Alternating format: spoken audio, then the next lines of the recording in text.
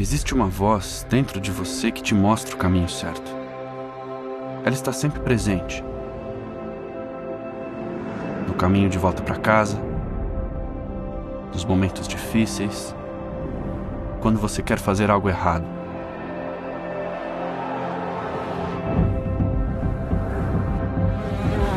As pessoas chamam isso de voz da consciência, premonição, intuição. Mas essa é a minha voz, a voz de Cristo. Ela ecoa quando você precisa tomar uma decisão. Ouça o que eu tenho a dizer. Você morre aos poucos quando escolhe fazer o que é errado. E você sabe disso. Você sente vergonha e abafa a minha voz. Mas eu te amo e não quero que você sofra. Por isso eu morri na cruz, para colocar sobre mim os seus erros e a sua vergonha. Ouça a minha voz. Ela pode te salvar. Lembre-se que eu estou sempre por perto, a uma oração de distância.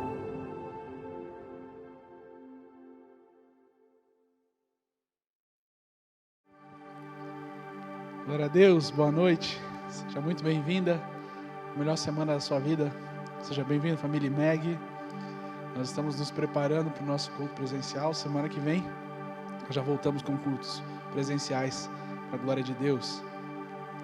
Esse é o último culto da família e já a preparação para o culto presencial. Eu quero dar algumas instruções para vocês. Como nós temos um protocolo da Secretaria de Saúde, e vale lembrar que não é uma decisão da nossa igreja, é uma decisão da Secretaria de Saúde, a gente precisa acatar. Nós temos um número muito limitado de pessoas para assistir ao culto junto com a gente.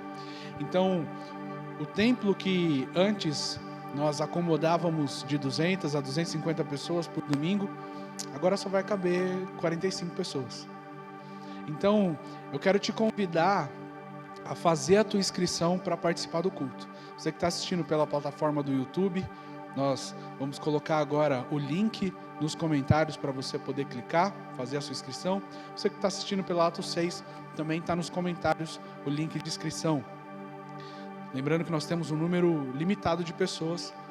Eu quero ressaltar esse convite para vocês, participem do nosso culto. Mas se você se inscreveu e veio no primeiro culto, tente dar espaço para uma outra pessoa participar do segundo culto, tá bom? Não se inscreva em 2 cultos seguidos. Eu sei, a gente sempre quer estar na igreja, a gente sempre quer estar no culto, participando junto, mas nós temos um espaço limitado e nós precisamos dar a oportunidade para que outras pessoas também estejam junto com a gente.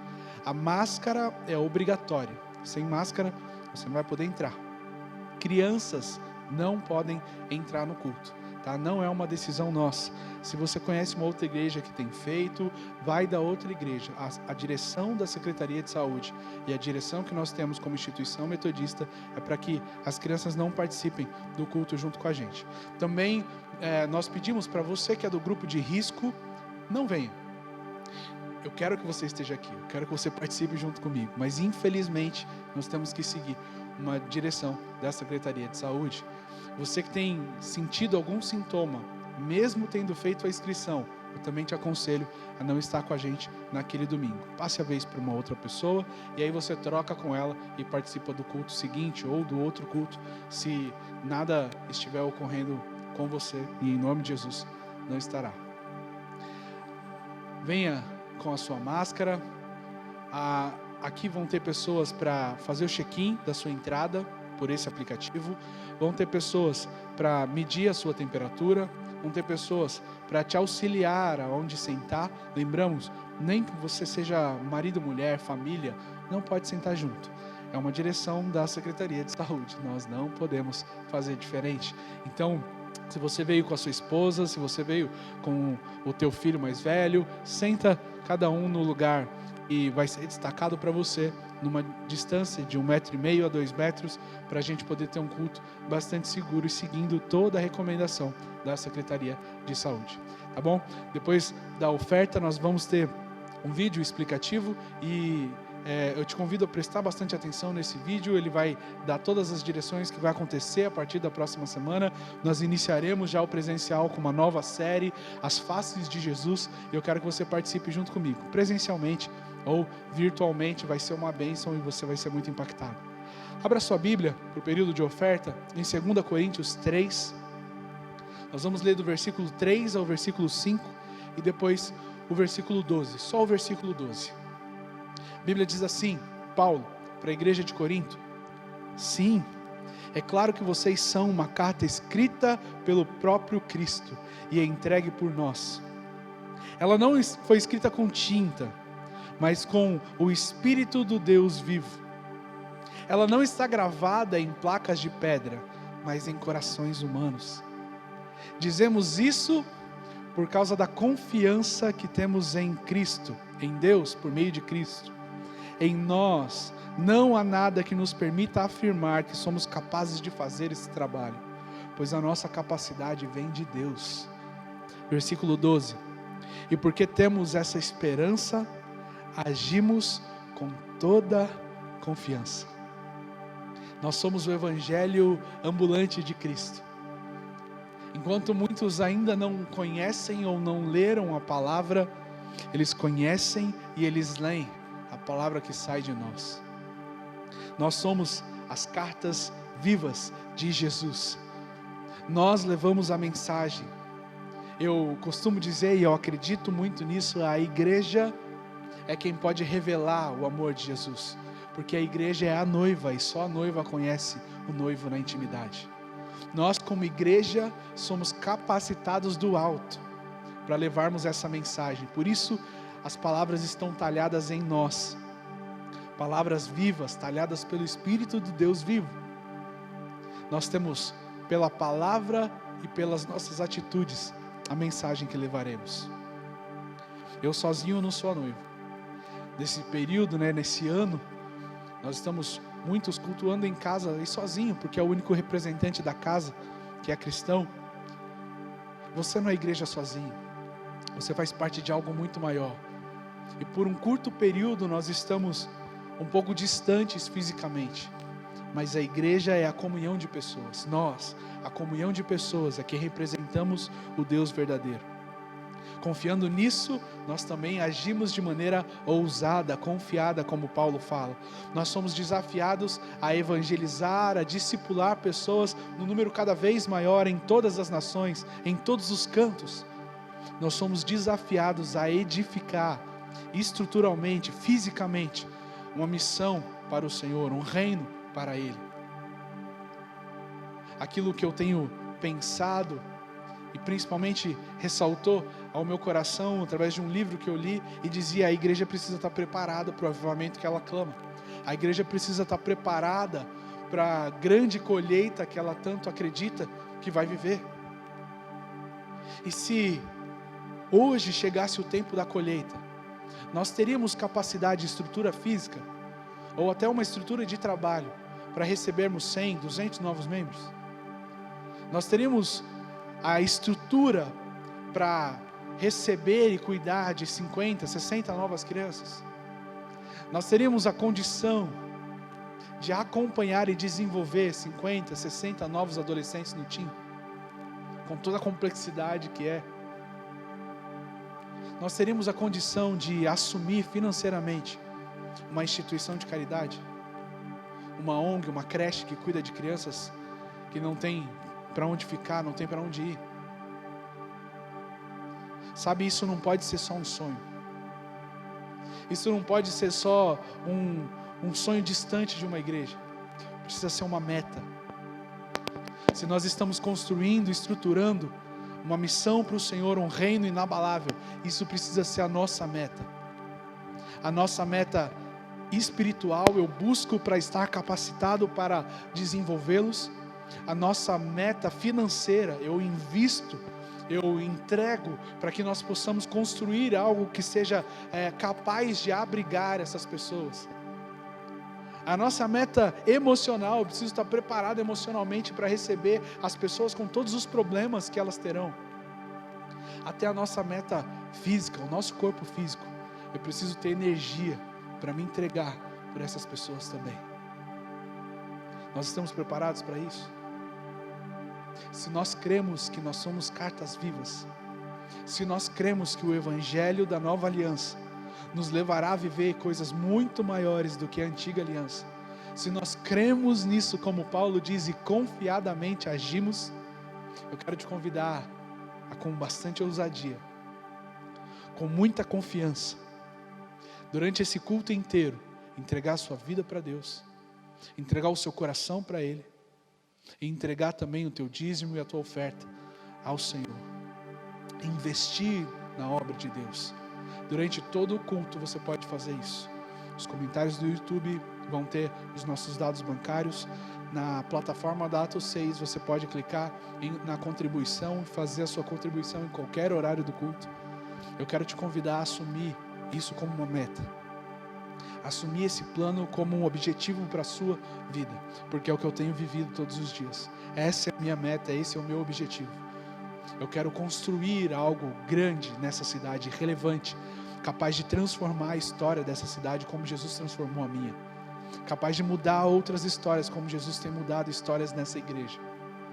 Eu quero te convidar você a crer nisso, a abraçar essa causa junto comigo e a se entregar para que nesse último culto de família nós realmente sermos estabelecidos como uma família espiritual e começarmos o mês de setembro vivendo essa família, expressando essa família com a volta das células, com a volta dos cultos, investindo no reino de Deus espiritualmente, emocionalmente, fisicamente, financeiramente, com tudo que nós somos, ergueremos um reino inabalável neste lugar. Nós somos a resposta para esse mundo, porque a noiva revela o noivo. Jesus só será conhecido entre as pessoas pela igreja, pela minha vida, pela sua vida, pelo nosso trabalho. Jesus é a resposta final. Quem leva a resposta é a noiva, é a igreja. Enquanto nós adoramos ao Senhor com o ministério de louvor, eu quero te convidar a ter esse tempo de oração, de adoração e poder entregar também o teu dízimo, a tua oferta, a investir nessa missão. Feche teus olhos, vamos orar ao Senhor. Pai, nós entregamos a nossa vida por completo, Jesus. Entregamos a nossa vida espiritual, entregamos a nossa vida emocional, entregamos a nossa vida física, o nosso corpo físico, entregamos as nossas finanças ao Senhor. Nós queremos, ó Deus, estar preparados para um avivamento. Nós queremos estar preparados para uma grande colheita. Nós queremos estar preparados para levarmos a resposta, para levarmos a solução a todos os corações inquietos, a todos os corações ansiosos, a todos os corações depressivos, a todos os corações hoje que estão, ó Deus, sem perspectiva de vida, sem futuro, sem alegria, sem paz. Nós queremos levar o amor incondicional, a paz que excede todo entendimento, a alegria que transborda. Nós queremos levar a resposta de salvação, o nome do nosso Senhor Jesus Cristo. Nós queremos levá-lo e apresentá-lo com as nossas vidas, não só com palavras, mas como João diz, que o nosso amor seja em atitudes, em atos de verdade. Nós queremos apresentar a vida de Jesus através da nossa vida para as pessoas. Por isso, ó Deus, nós queremos neste culto nos entregar por completo, entregar a nossa vida para apresentarmos um Jesus e entregarmos as nossas finanças para edificarmos uma estrutura capaz de alcançar essas vidas, de receber essas vidas e de cuidar muito bem de cada uma delas. Nos ajuda, Jesus, nos ajuda, nos desenvolve, coloca sobre nós esse desejo ardente e que esse desejo seja uma meta, não só um sonho distante, mas um objetivo, uma meta a ser concluída, a ser vencida. Nós queremos, Jesus, em nome do Senhor Jesus, estabelecer o teu reino nessa cidade de maneira inabalável, em todas as estruturas dessa cidade. Nós expandiremos o reino dessa forma, em nome de Jesus. Em nome de Jesus. Amém. Amém. Fique com o vídeo explicativo do nosso culto presencial. Presta bastante atenção. Nós nos vemos na semana que vem. Louvor, palavra, hoje é abençoadíssimo. Deus te abençoe.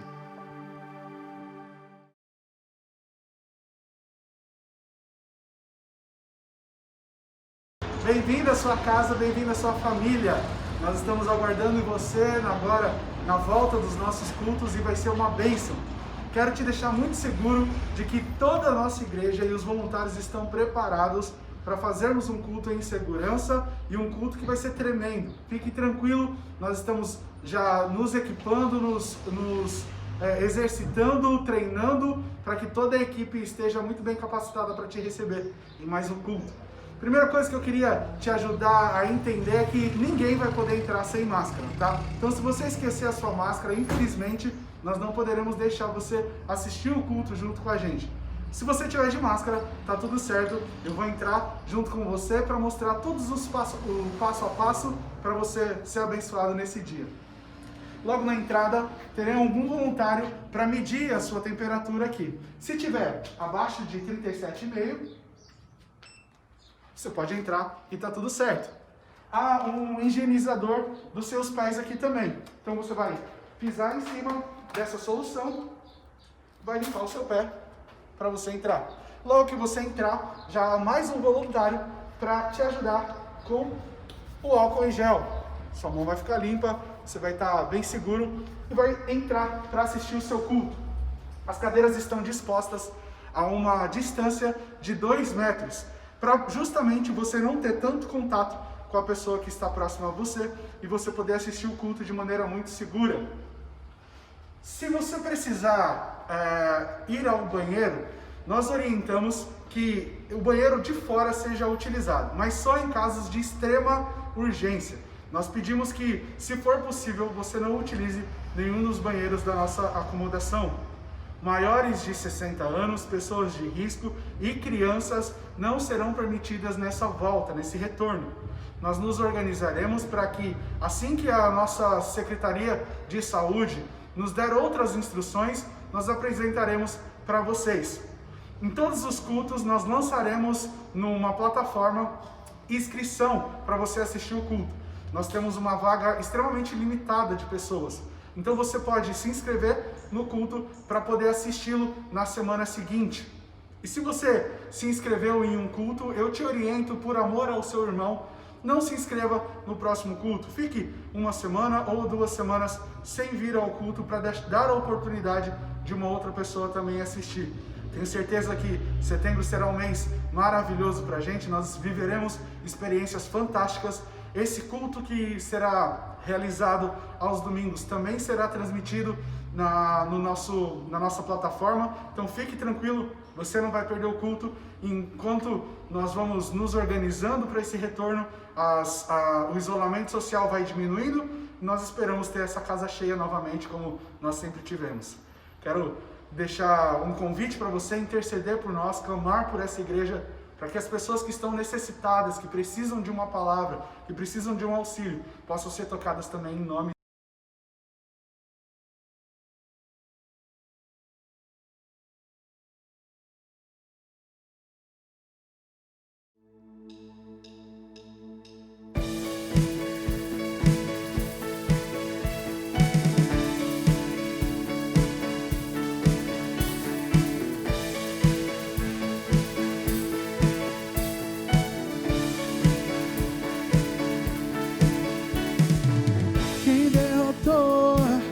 escuridão e me amou até o fim.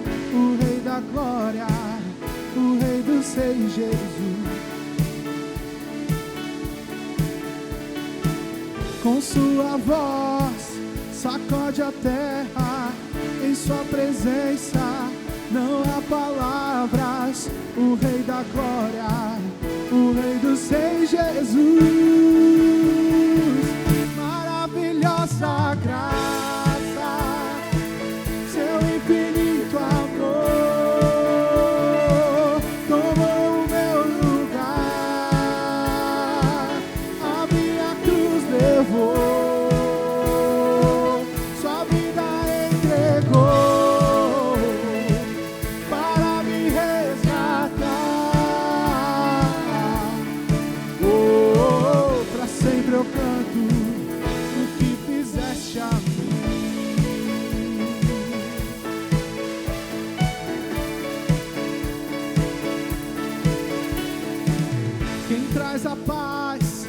para o meu caos e faz o órfão, o filho seu, o Rei da glória, o Rei dos Reis, Jesus. Quem é o Rei sobre as nações? Sua justiça é como o sol, o Rei da glória, o Rei dos Reis, Jesus. Maravilhosa graça, seu infinito amor tomou o meu lugar, a minha cruz levou, sua vida entregou para me resgatar. Pra sempre eu canto o que fizeste a mim.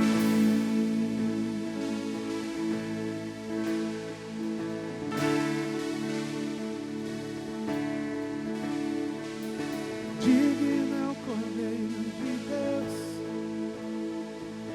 digno é o Cordeiro que a morte venceu, digno é o Cordeiro de Deus,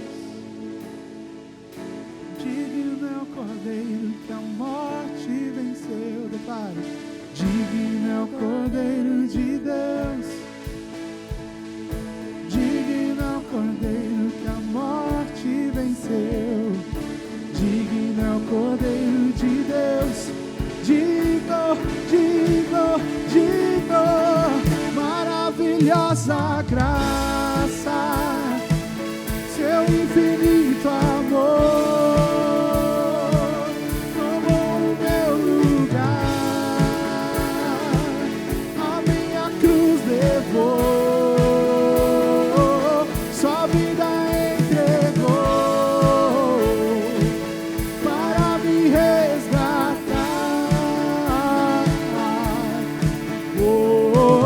Pra sempre eu canto o que fizeste a mim.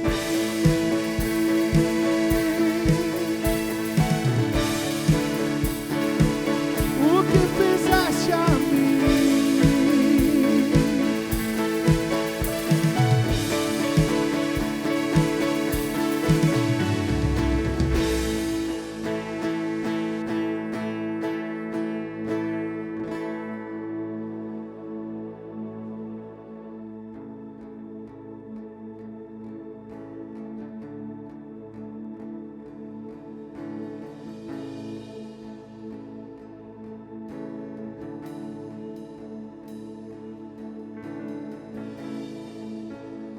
Tudo está pronto, mesa, pão e vinho,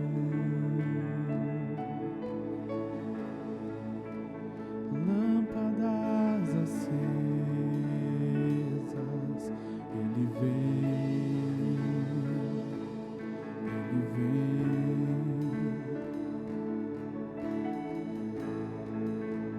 Já é quase hora, ainda estou queimando,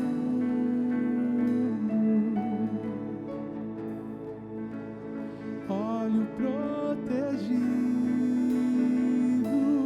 Ele vem,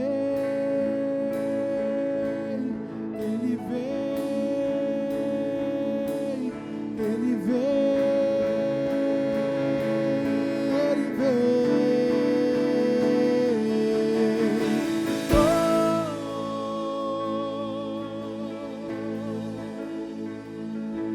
Eu não vejo a hora de te encontrar,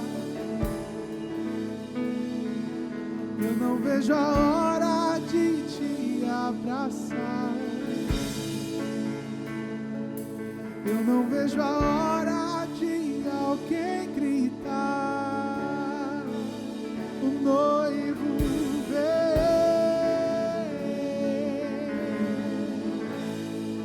Não vejo a hora. Eu não vejo a hora de te encontrar, eu não vejo a hora de te abraçar. Eu não vejo a hora de alguém gritar: o noivo vem.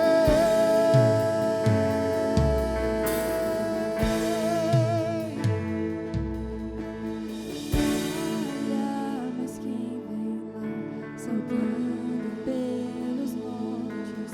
Olha, mas quem vem lá é o meu amado. Olha, mas quem vem lá, saltando pelo monte. Olha, mas quem vem lá é o meu amado.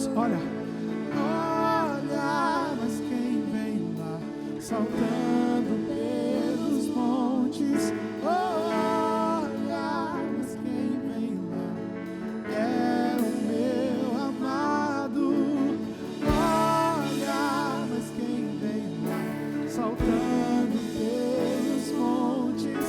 Olha, mas quem vem lá é o meu amado.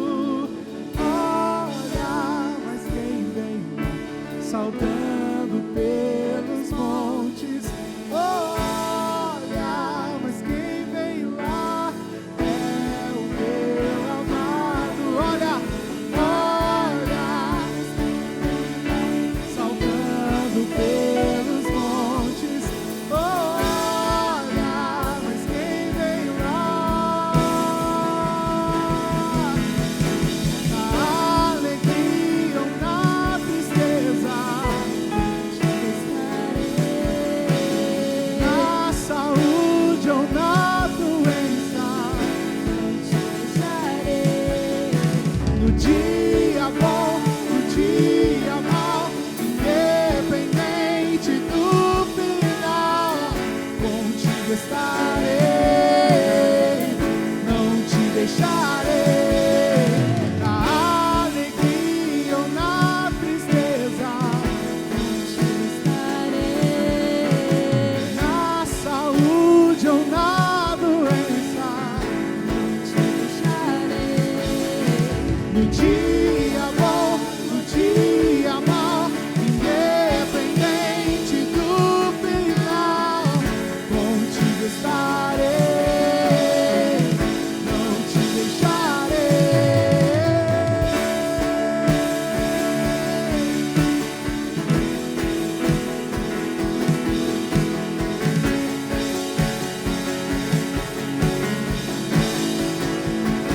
Eu te amo.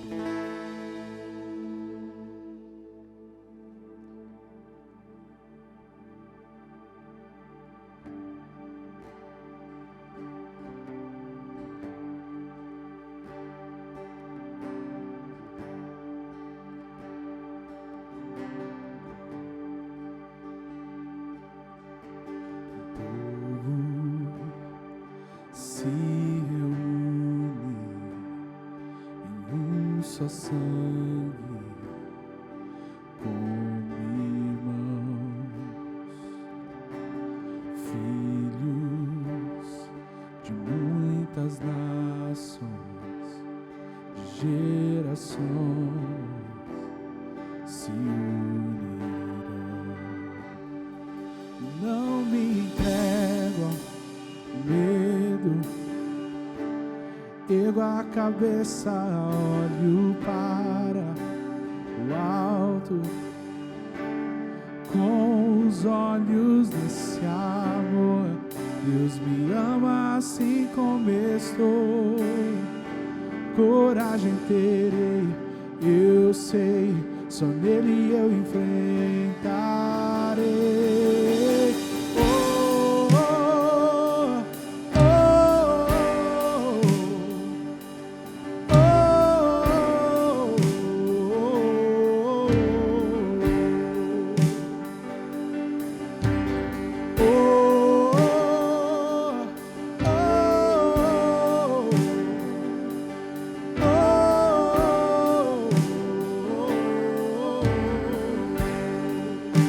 Jesus, Jesus, redenção, salvação estão em ti. Jesus, eterno amigo, luz e abrigo, teu reino aqui.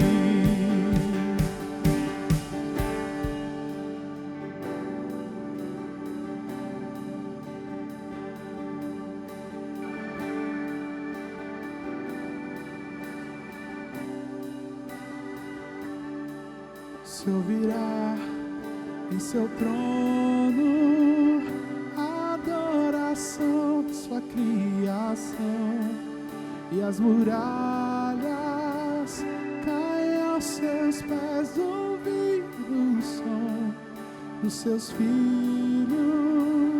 a boa graça e o bom Deus, seu nome é Jesus. Se ouvirá em seu trono a adoração da sua criação, e as muralhas caem aos seus pés, ouvindo o som dos seus filhos, a boa graça e o bom Deus, seu nome é Jesus.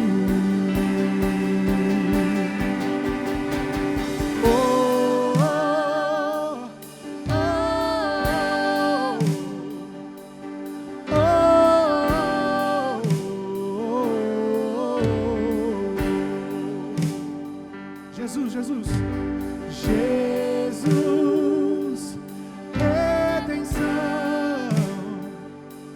salvação estão em ti. Jesus, Jesus, eterno amigo, luz e abrigo, teu reino.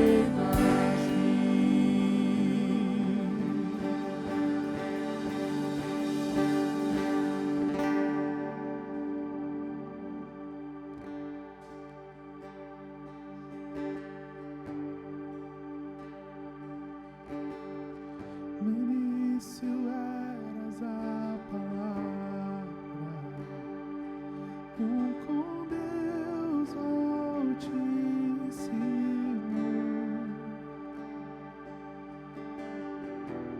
um mistério de tua glória, Cristo em ti se revelou. Com lindo esse nome é, com lindo esse nome é, o nome de Jesus, meu Rei. Oh, com lindo esse nome é, que tudo Ele é. Quão lindo esse nome é, nome de Jesus. Quão lindo esse nome é, nome de Jesus. Deixou o céu para buscar-nos, veio para nos resgatar. Ele é um amor maior que o meu pecado. Nada vai nos separar.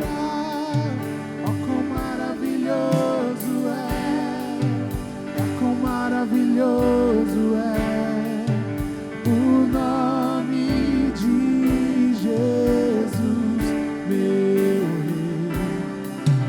Ó, quão maravilhoso é, maior que tudo Ele é.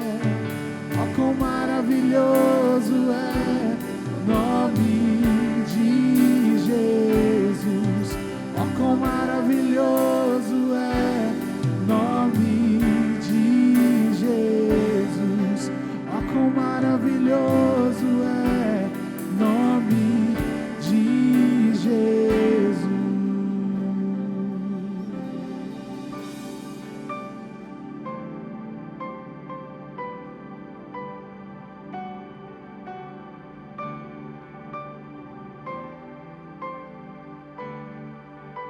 A morte venceste, o véu tu rompeste, a tumba vazia agora está. O céu te adora, proclama tua glória, pois ressuscitaste, vivo estás. És invencível, inigualável, hoje pra sempre reinará. Teu é o reino, tua glória, acima de todo nome está. A morte venceste, o véu tu rompeste, a tumba vazia agora está. O céu te adora, proclama a tua glória, pois ressuscitaste, vivo está. És invencível, és invencível, inigualável, hoje pra sempre reinará. Diga teu é o Rei, toda glória, tua glória, acima de todo nome está. Poderoso esse nome é, poderoso esse nome é, o nome de Jesus, meu Rei. Poderoso esse nome é, mais forte que tudo é. Poderoso esse nome é, nome de Jesus. A morte venceste, o véu tu rompeste, tumba vazia agora está. O céu te adora, proclama a tua glória, pois ressuscitaste, vivo está. És invencível, és invencível, inigualável, hoje pra sempre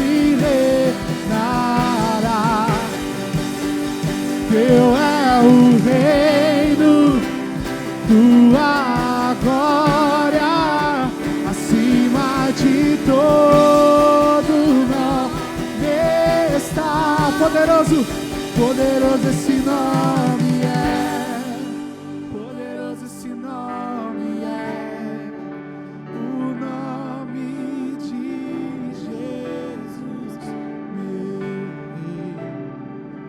Poderoso esse nome é, mais forte que tudo é, oh, poderoso esse nome é, nome de Jesus.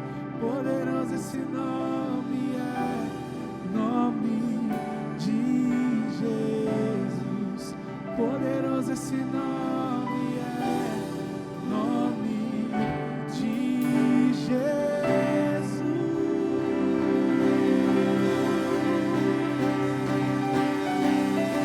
Glória a Deus, aplauda ao Senhor na sua casa. Santo, santo, santo, santo, santo, santo. Te amamos, Jesus. Te amamos, Jesus. Aleluia, aleluia. Fiquem com a palavra do pastor Alvin Silva, da Igreja Batista Vale da Bênção. Deus abençoe. Olá, Deus abençoe vocês. Que alegria, que felicidade poder estar ministrando na IMEG, a igreja do meu grande amigo, pastor Bruno Brito. Deus abençoe. Eu quero falar com vocês hoje de um assunto muito interessante, pertinente ao tema daquilo que vocês têm vivido, que é a família. Porém, na verdade eu só vou fazer uma introdução, porque eu quero terminar esse assunto com vocês aí, presencial, junto com vocês. Bom, abra sua Bíblia lá em Lucas, capítulo 15, e vamos fazer leitura desse texto, do verso 11, é uma passagem muito conhecida sua.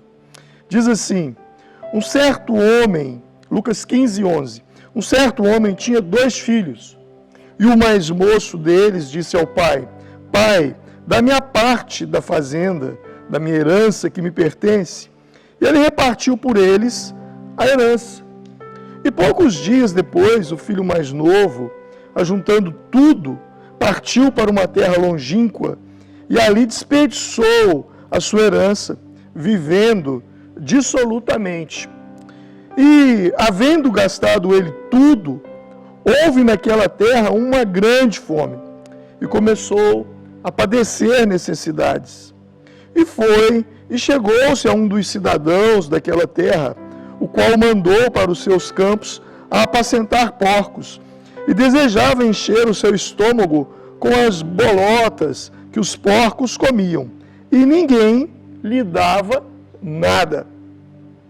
E caindo em si, disse-lhe, quantos trabalhadores de meu pai têm abundância de pão, e eu aqui perecendo de fome? Levantar-me-ei, e irei ter com meu pai, e lhe direi, pai, pequei contra o céu e perante ti, já não sou digno de ser chamado de teu filho, faze-me como um dos teus trabalhadores. E levantando-se, foi para seu pai, e quando ainda estava longe, viu o seu pai, e se moveu de íntima compaixão, e correndo, lançou-se-lhe ao pescoço e o beijou. E o filho lhe disse, pai, pequei contra o céu e perante ti, já não sou digno de ser chamado de teu filho. Mas o pai disse aos seus servos, trazei depressa a melhor roupa e vesti-lhe, e ponde-lhe um anel na mão, e sandálias nos pés, e trazei o bezerro cevado, e matai-o, e comamos e alegremo-nos, porque este meu filho estava morto e reviveu. Tinha-se perdido e foi achado. E começaram-se a alegrar.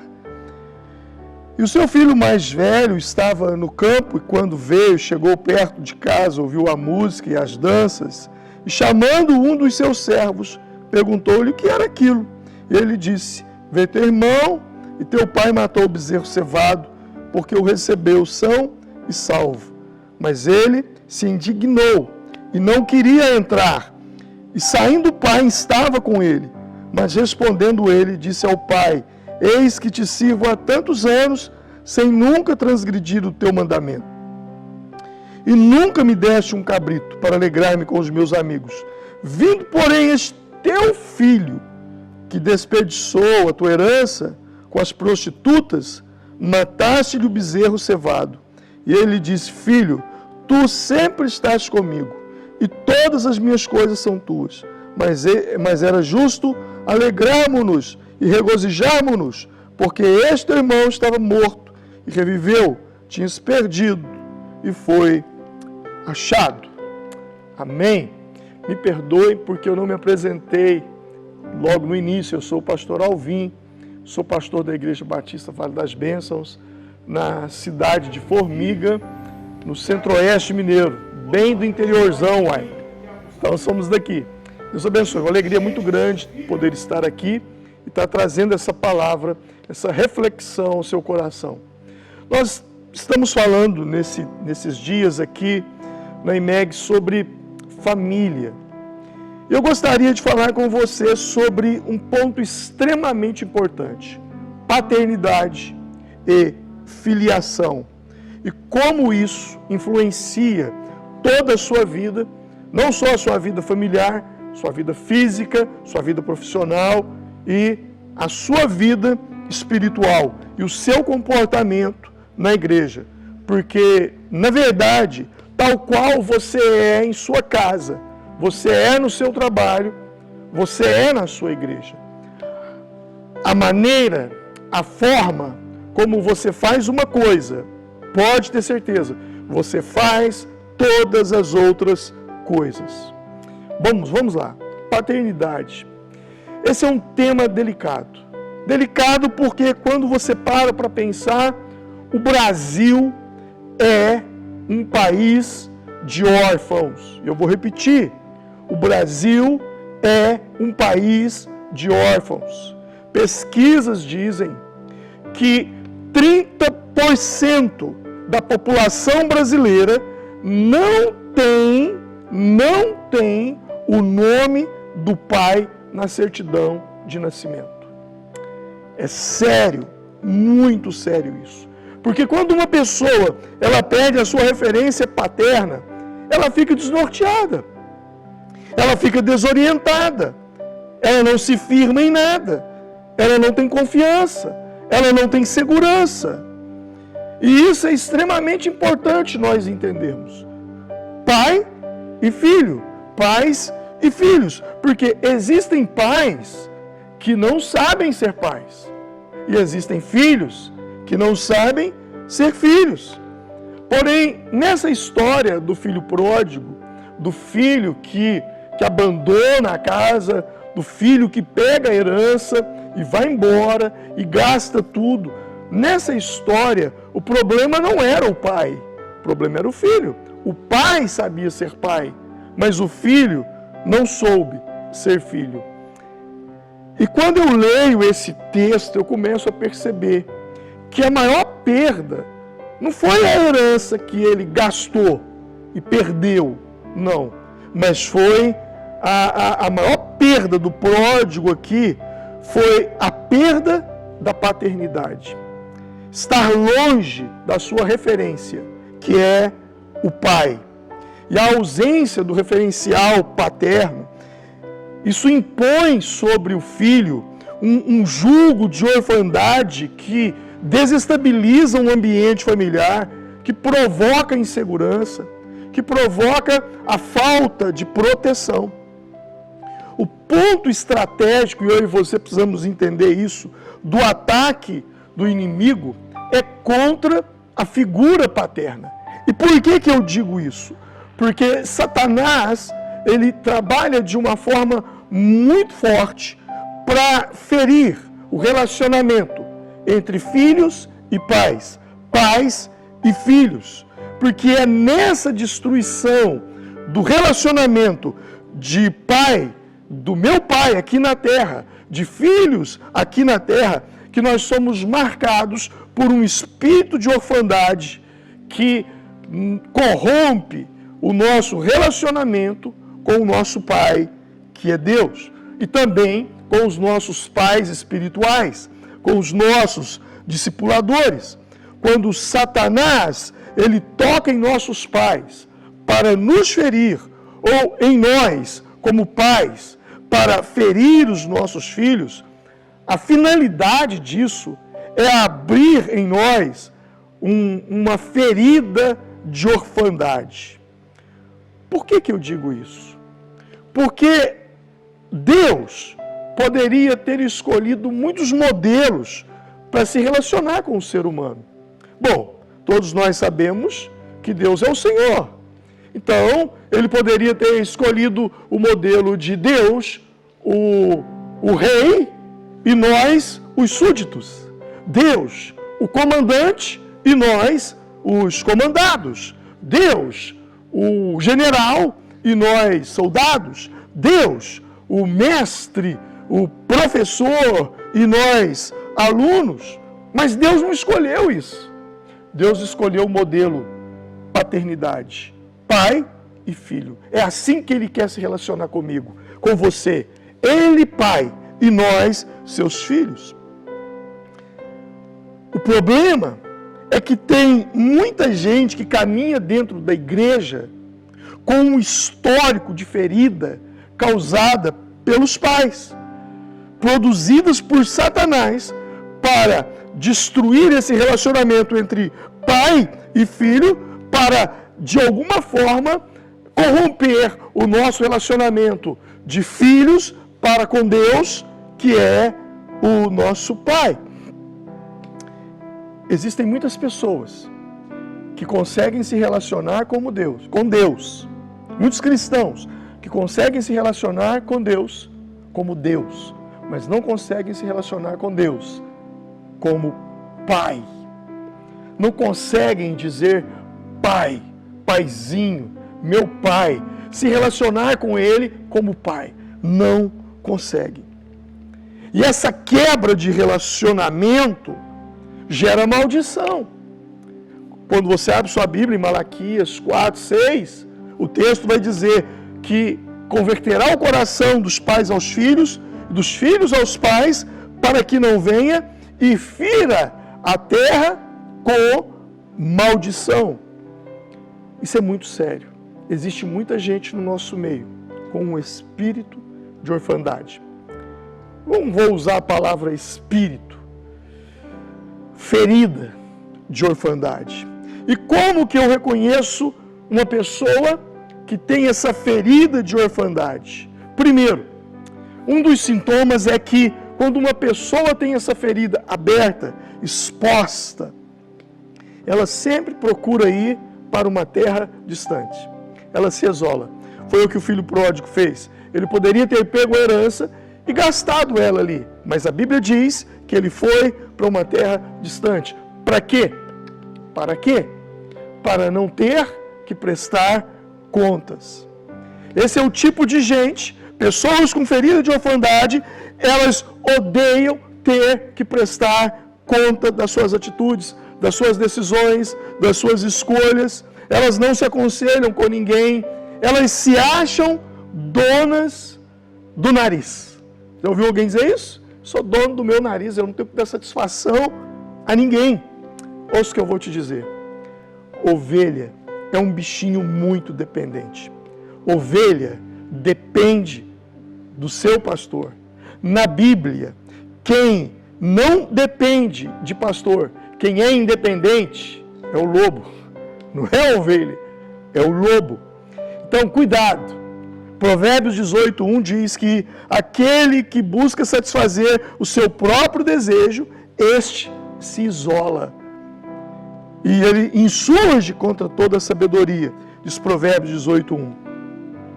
O que me sustenta na minha liderança é o fato de eu não achar que eu sou independente. O dia que eu achar que eu não tenho que dar satisfação para mais ninguém, para a minha equipe de pastores, para a minha liderança, esse dia eu estou partindo seriamente, em passos largos, a minha queda. Você pode identificar também a ferida de orfandade, uma pessoa que se torna inconsequente. A pessoa ferida por orfandade, ele é um inconsequente. Observe que nessa parábola, o filho pródigo, ele pede a herança ao pai.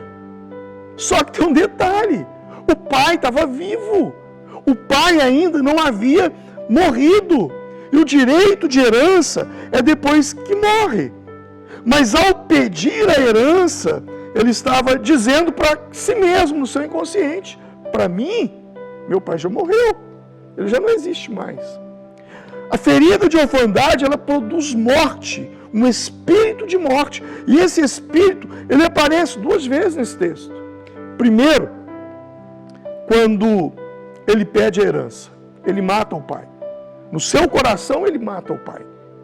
E segundo, com a sua atitude de rebelião, ele se mata espiritualmente. Tanto é que, quando o irmão vai inquirir o pai sobre a festa que o pai estava fazendo para o filho que retorna, para o filho pródigo, qual foi a palavra que o pai deu para o irmão? Olha, esse teu irmão estava morto e reviveu.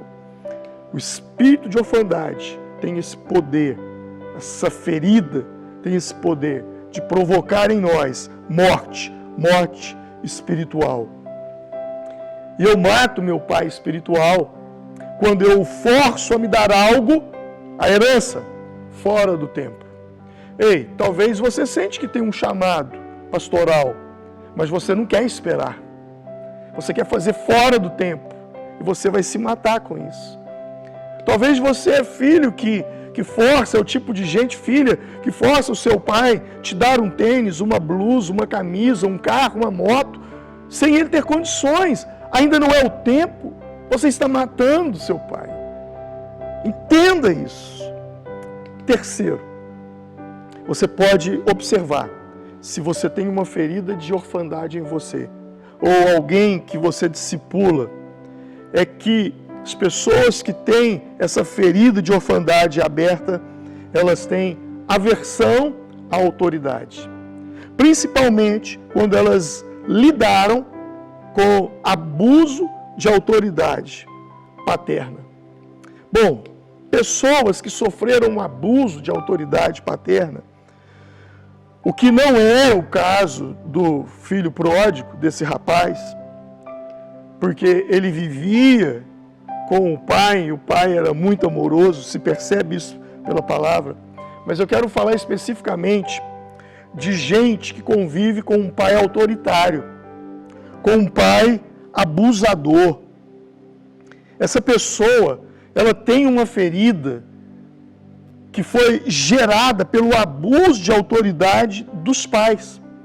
E essa ferida, preste atenção, faz com que ela se torne uma pessoa que tem aversão a autoridades. Porque ela teve um pai abusador, porque ela teve uma mãe abusadora. Agora, ela não consegue se relacionar com qualquer tipo de autoridade. Você pode observar, na escola enfrenta professor. Tudo que fala que é alguém que está em cima vai ser motivo de confrontar. Confronta professor, briga com o professor. Se trabalha numa empresa e se tem uma supervisão, bate de frente constante com o seu supervisor. Não se dá bem com o patrão. E aí vem para a igreja. Bom, quem é a autoridade constituída por Deus na igreja? Pastor. E o que vai acontecer com essa pessoa? O tempo todo vai chocar com o pastor. O tempo todo vai bater de frente. O pastor diz, gente, Deus colocou no meu coração, vamos fazer um projeto tal. Mas se essa pessoa tiver uma ferida de abuso de autoridade provocada, gerada essa ferida de orfandade, sabe o que ela vai fazer? Ela vai se opor ao pastor. Ela vai tentar bater de frente com o pastor.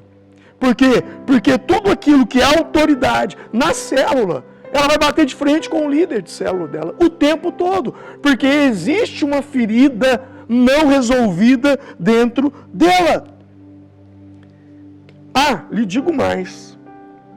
Você já observou, por exemplo, o filho, ele é muito espancado pelo pai. Ele é muito abusado pelo pai, pela mãe. O pai e a mãe, eles abusam da autoridade sobre o filho. Ok. Daí, esse menino cresce. Ou essa menina, vou dizer uma menina, uma moça, ela cresce. E aí ela fala assim, ela tem aversão pelo pai. Ela tem aversão. Mas aí, ela conhece o moço, gente fina, moço bacana, trabalhador, honesto, de Deus. O pai dela vira e diz: olha, minha filha, esse aí é um moço para casar.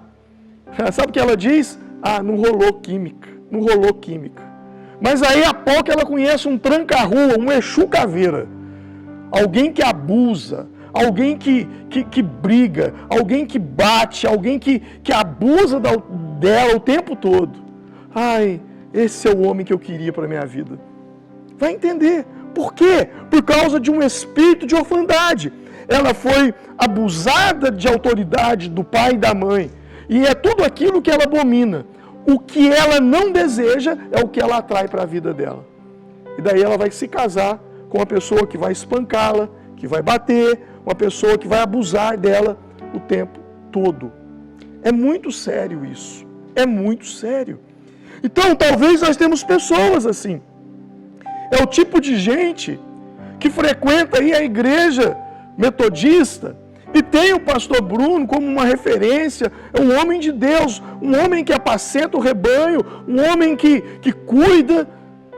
Mas se essa pessoa tem dentro de si essa ferida de orfandade, sabe o que ela vai fazer?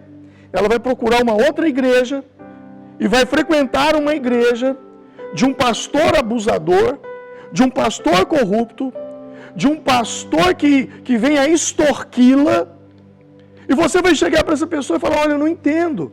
Olha, você estava aqui na IMEG, igreja abençoada, e daí a pouco você sai daqui, pastor Bruno, alguém que cuida, que ama, e vai para aquela igreja, daquele pastor abusador.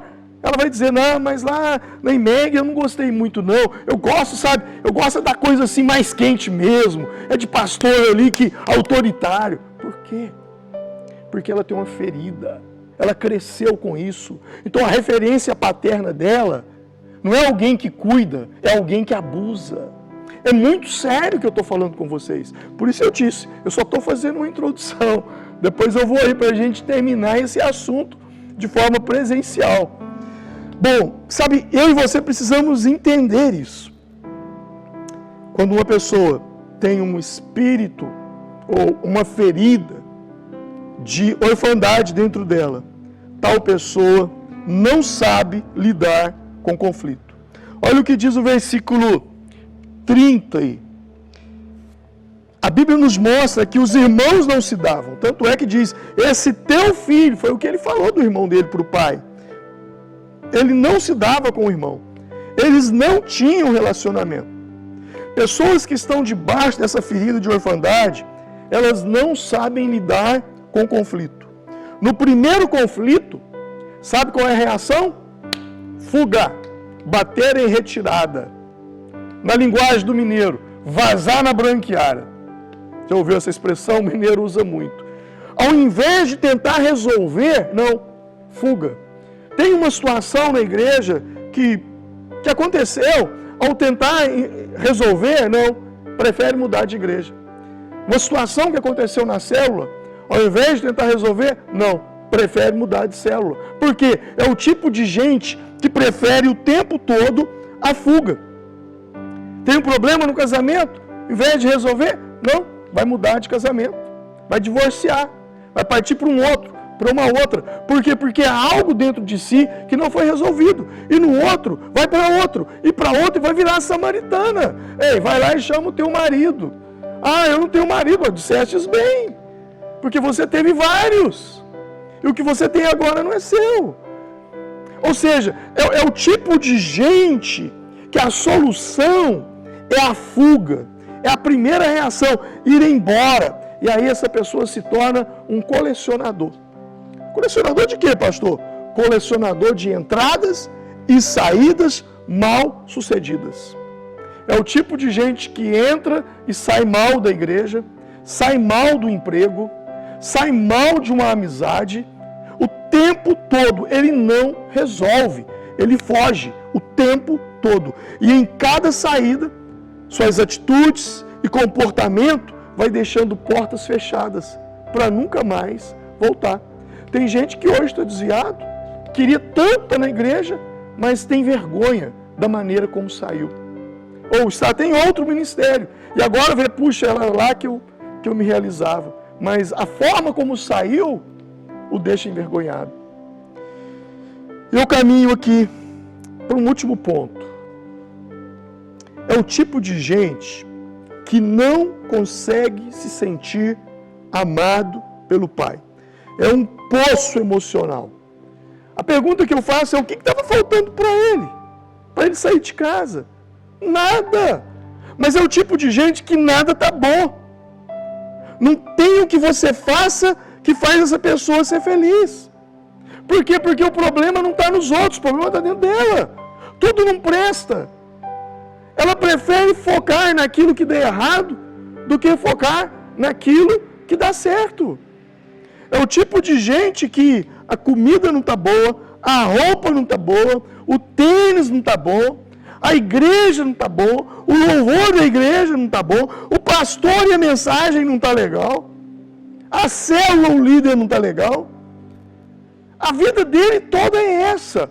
Por quê? Porque a ferida de orfandade provoca uma ingratidão. E o ingrato, ele só foca naquilo que não é legal, naquilo que é defeito, naquilo que não é perfeito.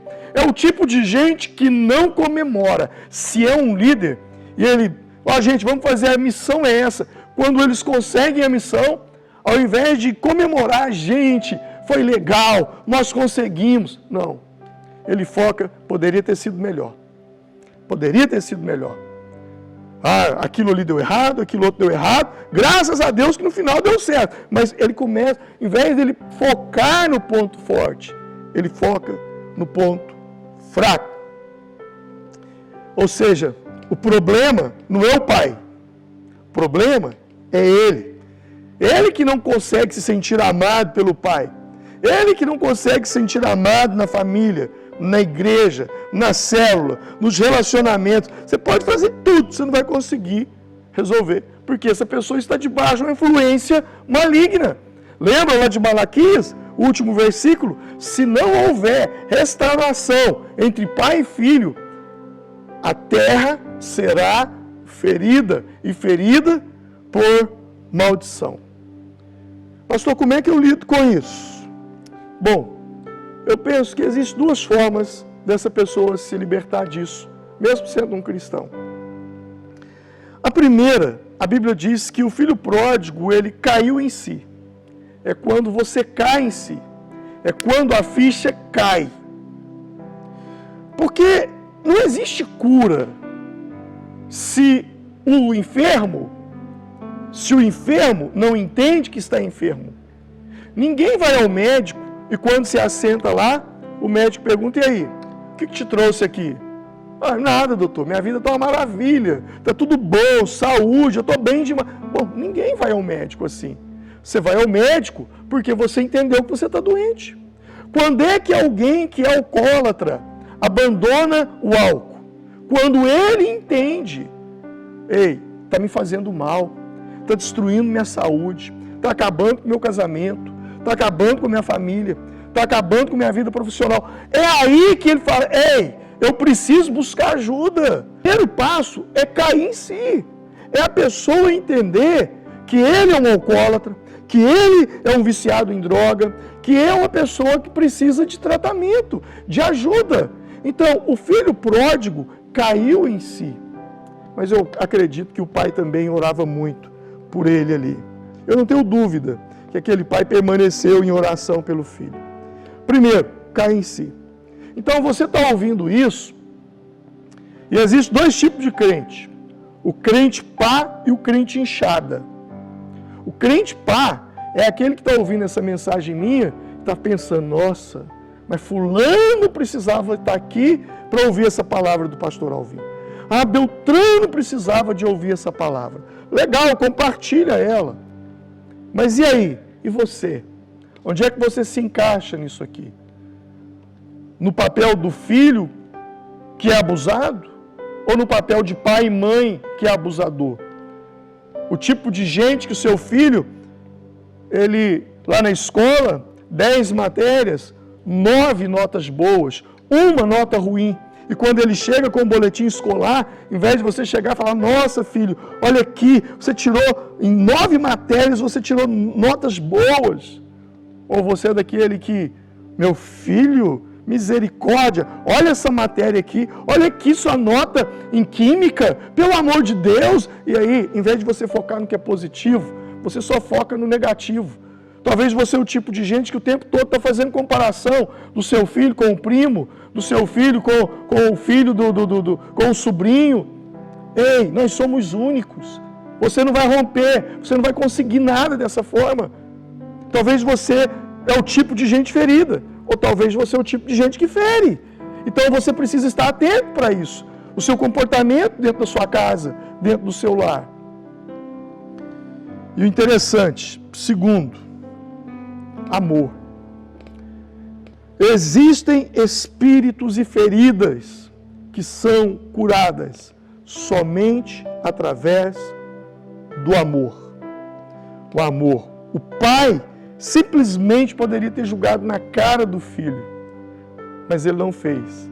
O pai do pródigo. Sabe, eu acho que essa parábola não deveria chamar a parábola do filho pródigo, mas a parábola do pai do filho pródigo, porque ele é o centro disso aqui, de conseguir reestruturar.